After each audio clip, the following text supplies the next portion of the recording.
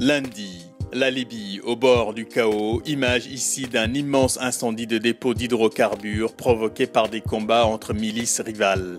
Des combattants islamistes et d'ex-rebelles de Misrata se battent pour le contrôle de la capitale, avec en arrière-fond la course pour mettre la main sur les ressources pétrolières, alors que les autorités se montrent incapables de contrôler les dizaines de milices qui font la loi dans le pays depuis la chute du régime de Mouammar Kadhafi en 2011. Plusieurs États ont appelé leurs ressortissants à quitter le pays. Les États-Unis ont même évacué tout leur personnel diplomatique de leur ambassade. À Tripoli, au moins 97 personnes ont été tuées depuis le début des combats le 13 juillet dernier, essentiellement autour de l'aéroport qui a été fermé après avoir été partiellement détruit.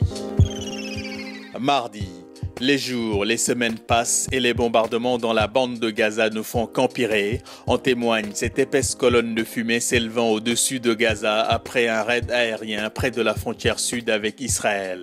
Au 22e jour de guerre ce mardi, la communauté internationale n'est parvenue à opposer que son horreur et ses appels impuissants à un cessez-le-feu, malgré le lourd bilan humain et la dévastation dans l'étroite enclave palestinienne. Selon l'ONU, plus de 1000 Palestiniens ont été tués depuis le début de l'offensive israélienne. Les 3/4 sont des civils, contre 3 civils et 53 soldats côté hébreu. Mercredi. Elle est devenue hors de contrôle en Afrique de l'Ouest. L'épidémie du virus Ebola qui s'est déclarée au début de l'année en Guinée a fait au moins 670 morts sur plus de 1200 cas enregistrés selon le dernier bilan de l'OMS.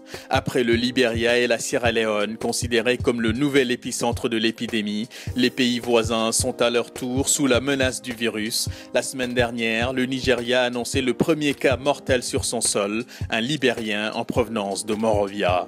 Le risque de propagation du virus par des voyageurs inquiète désormais jusqu'en Europe. Jeudi. Regardez notre 4e photo. Il est arrivé au palais de justice de Dakar sous bonne escorte mais avec le sourire et l'air serein. Karim Wade s'est décrit comme un prisonnier politique pour ses premiers mots à la barre d'un procès très attendu et sous très haute tension qui s'est ouvert ce jeudi au Sénégal.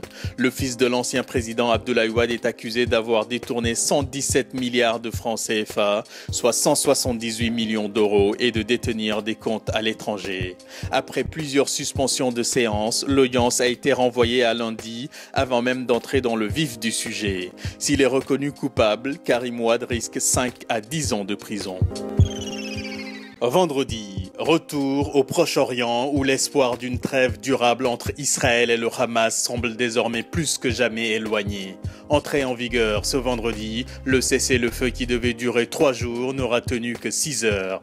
Israël a annoncé unilatéralement la fin de la trêve après la probable capture d'un soldat israélien de 23 ans. Le secrétaire général de l'ONU Ban Ki-moon a exigé sa libération immédiate et sans condition.